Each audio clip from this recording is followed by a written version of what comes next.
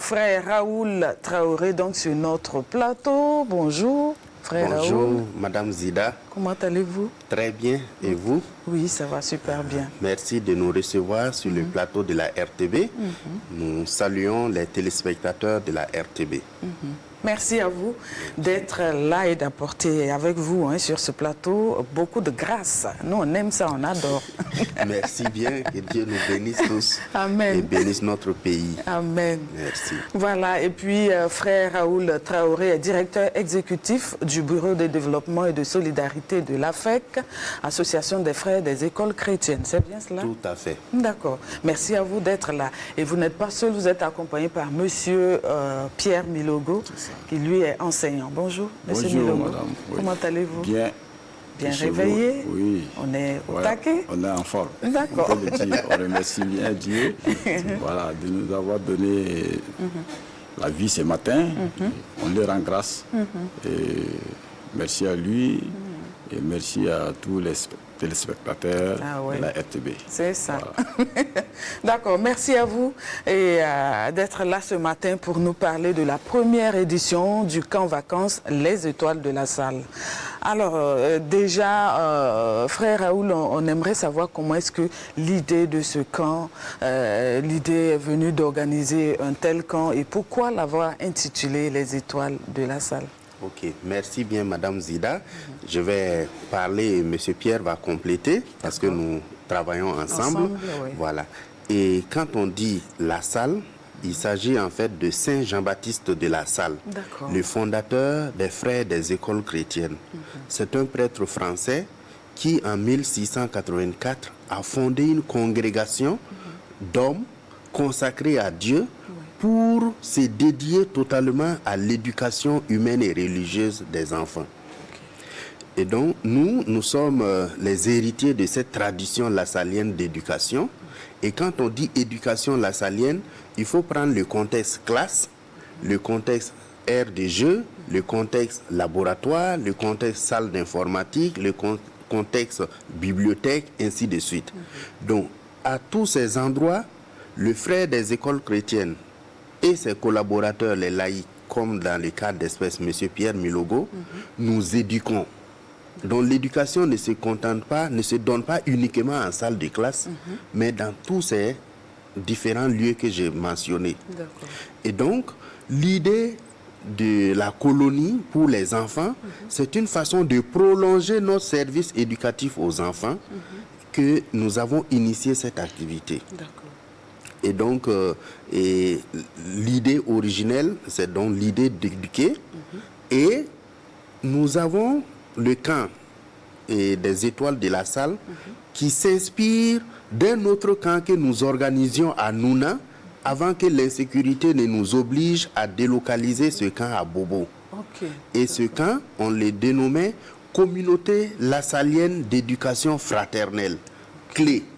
En abrégé. Et cette clé-là, donc, rassemblait des enfants de 7 à 14 ans. Et au cours du camp, on leur apprenait soit l'animation, soit des jeux de société, soit des activités sportives, et soit le vivre ensemble, etc. etc. Et donc, le camp, les étoiles de la salle, s'inspire de l'idée originelle d'éducation de Saint Jean-Baptiste de la Salle et de l'expérience de la clé. Donc je laisse la parole à M. Milogo pour compléter. Merci bien. Je peux ajouter à ce que le frère vient de souligner. Il faut savoir aussi, dans les travaux pédagogiques, on ne peut pas tout faire en classe, surtout les manuels. Voilà. Donc c'est une continuité. Donc organiser un camp vient à dire qu'il faut parchemer, il faut finir avec le processus éducatif. Bon, l'inspiration, on peut dire, on est toujours accompagné par les frères des écoles chrétiennes. On a une grande dame aussi à notre niveau, Madame Nalema, qui vraiment essaie à tout, se jette à tout pour tout ce qui peut être au profit des enfants. Donc je pense que voilà, on s'est inspiré effectivement de la clé, comme il a dit. Bon, Et pourquoi ne pas faire aussi essayer à la salle Badenia. Voilà un peu en gros. Voilà. D'accord. Ouais, merci bien. Ok. Alors, vos attentes vis-à-vis justement des campeurs par rapport à ce camp? Oui, et nous profitons de votre antenne pour inviter les parents qui hésitent encore à inscrire leurs enfants parce que c'est un temps de loisirs pour les enfants, de réjouissance pour les enfants, d'apprentissage pour les enfants, d'éducation pour les enfants. Et nous attendons de chaque enfant qui vienne qu'il entre dans l'esprit du camp. Voilà, qu'il vienne en se disant, je viens retrouver des nouveaux amis avec qui je vais tisser de nouveaux liens, avec qui je vais apprendre, avec qui je vais jouer, avec qui, bon, je vais recevoir une éducation. Parce que étoile, quand on dit étoile de la salle, et l'étoile, c'est ce qui brille pour guider. Donc ces enfants deviendront des modèles au retour du camp en famille. Ils seront des modèles au retour du camp à l'école. Ils seront des modèles dans leur milieu de vie après ce camp. Donc nous attendons qu'ils entrent dans cette dynamique de transformation de soi, de réjouissance, d'apprentissage, d'éducation. Et alors, s'ils entrent dans cet esprit, ils pourront recevoir les conseils que les éducateurs et les moniteurs leur donneront. Ils pourront mieux s'approprier les apprentissages qu'ils auront reçus là-bas, ainsi de suite. Donc voilà nos attentes par rapport aux campeurs. D'accord. Et le camp de Bobo, il dure depuis combien de temps? Et bon, comme je l'ai dit tantôt, nous avions commencé à Nouna, voilà, en 2014.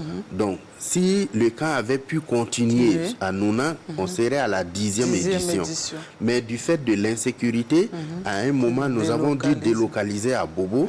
Donc, nous restons dans la 10e édition de la clé, mais avec quelques éditions qui se sont tenues à Bobo et pas toutes à Nouna. Et cette année à Bobo, le camp commencera le 9 et s'achèvera le 20. Voilà. D'accord, du 9 au 20. Tout à fait. Mais pourquoi avoir attendu si longtemps avant d'initier celui de Ouaga, peut-être? D'accord. Et bon, je vais laisser cette question à M. Milogo. Ah oui, M. Milogo. Parce qu'on a l'impression, 10 ans, ça veut dire que c'était vraiment bien, ça avait fait ses preuves et tout. Et pourquoi Ouagadougou, c'est maintenant que vous pensez à organiser ce genre de cas? C'est bien. Il faut savoir aussi que les laïcs qui accompagnent les frères dans la tâche éducative, il y a tout un processus qu'on appelle processus d'engagement. Il faut avec eux arriver à un certain niveau de maturation, de formation, pour comprendre le charisme d'abord des lassaliens. Donc il y a un charisme lassalien. Donc il y a la question aussi du personnel accompagnant. Parce que les camps, vous le savez, vous voyez, c'est pendant les vacances. Donc, il faut que les personnels soient disponibles. Donc, on ne peut pas, comme c'est un peu hors, c'est pédagogique, mais ça prend aussi un peu le congé. Et tout se prépare. Voilà, tout se prépare. Donc, ça fait que on ne peut pas tout de suite dire aux enseignants, aux éducateurs, bon, voilà, on vous maintient pour encore accompagner déjà les enfants après 9 mois. C'est un sacrifice qu'il faut consentir. Donc, c'est ce qui fait que, bon, c'est un niveau d'engagement. Donc, je pense qu'il est temps maintenant pour la salle de sonner la clochette pour dire que, bon, on va continuer, voilà. D'accord. Je voudrais ajouter, M. Milogo avait mentionné tantôt Mme Nanema, Rose Laetitia, et comme il a dit, une dame engagée, une dame très responsable, et elle avait eu l'idée d'initier le camp et de Nouna pareil à Ouaga. Elle a commencé par envoyer une délégation d'enseignants de Badenia pour participer au camp à Nouna, pour voir, comprendre l'organisation, l'animation, ainsi de suite. Et ça, il y a de cela 3 ou 4 ans. Et après, une immersion. Et après l'immersion, ils sont revenus. Et je crois que cette expérience a beaucoup aidé à l'organisation actuelle du camp. Donc, elle est allée par étapes pour réussir l'activité. D'accord. Tout est tellement bien préparé et minutieusement. Alors, dites-nous maintenant, comment est-ce que ça va se passer de façon concrète? Quelles seront les activités qui seront au programme? Qu'est-ce qui sera fait pour les enfants? Ok, très bien. Il y a plusieurs activités qui sont au programme et il y a le volet loisirs, jeux, et où bon, on a les activités sportives, le football, le handball, ainsi de suite. Il y a les activités, j'allais dire, de développement personnel, et où il y a des activités pour les initier au leadership, à la maîtrise de soi, à la prise de parole en public, ainsi de suite. Et il y a des activités manuelles telles que bon, le tricotage, telles que le perlage et ainsi de suite.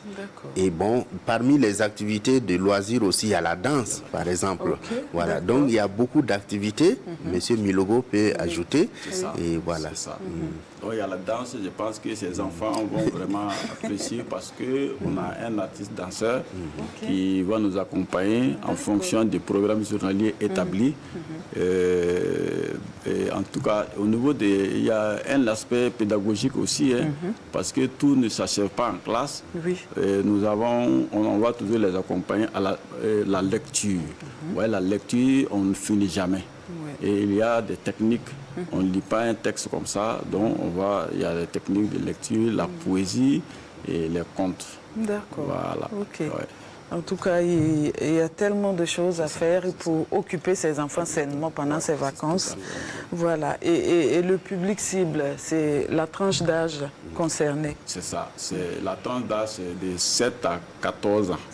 Mais c'est 14. vrai que le ministère, avec le décret 2011, du 23 septembre 2011, dit réglementation de l'organisation des les ASE, donc activités socio-éducatives, on considère enfants de 7 à 18 ans. Mais chez nous, on appelle 7 à 14 ans. Voilà. Voilà, on va travailler avec ces enfants-là. Voilà, filles comme garçons. D'accord. Voilà.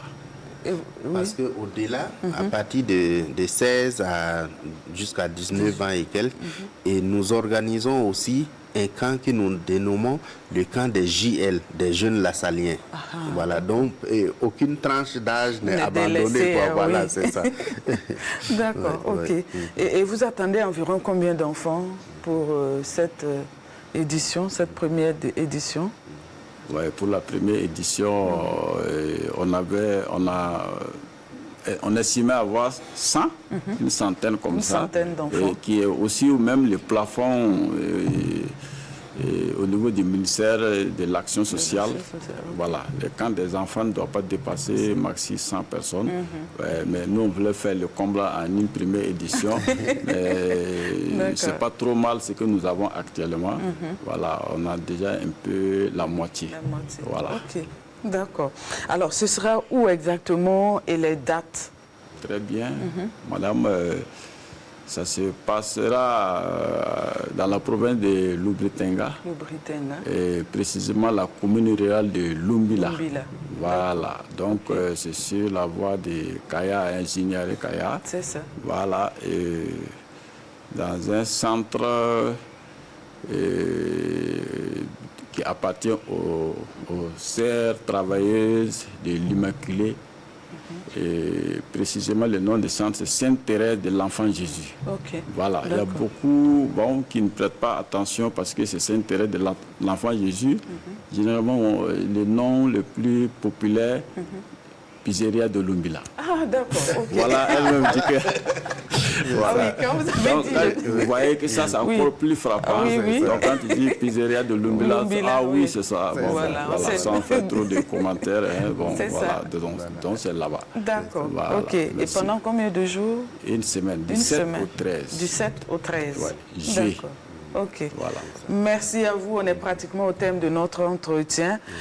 Auriez-vous quelque chose, un message très rapide à faire passer? Ok. Le premier message, c'est de vous remercier, Madame Zida et toute l'équipe de la RTB. Merci pour le formidable travail que vous abattez. Merci. Et aussi, pour terminer, nous invitons les parents à inscrire leurs enfants. Il ne faut pas que cette opportunité de formation, de réjouissance échappe à leurs enfants. Il faut qu'ils la saisissent. Et pour terminer aussi, nous voudrions prier le bon Dieu pour qu'il bénisse notre pays et qu'il bénisse cette activité que nous organisons pour les enfants et surtout qu'il nous aide à ramener la paix au Burkina. Parce que nous disons que Jésus-Christ est le prince de la paix. Voilà, qu'il intercède, qu'il prie, qu'il établisse sa paix dans notre pays. Amen. Merci, M. Milogo. Merci bien. Je pense que le frère a déjà parlé, mais je dirais un merci pour les structures privées ou étatiques qui nous ont déjà fait un petit soutien. On interpelle aussi les autres, auprès desquels nous avons demandé un peu de soutien. Nous les attendons. Voilà, merci à toute l'équipe de la RTB, en commençant par son directeur général. Merci à vous d'être passé sur notre plateau. Je rappelle que nous étions en compagnie du frère Raoul Traoré, directeur exécutif du Bureau de développement et de solidarité de l'AFEC, Association des frères et des écoles chrétiennes, et M. Milogo, Pierre Milogo, qui est enseignant, donc la salle Badenia, c'est ça. Oui. Et avec eux, il était question de la première édition du camp vacances Les Étoiles de la Salle. Merci à vous, passez une excellente journée de jeudi.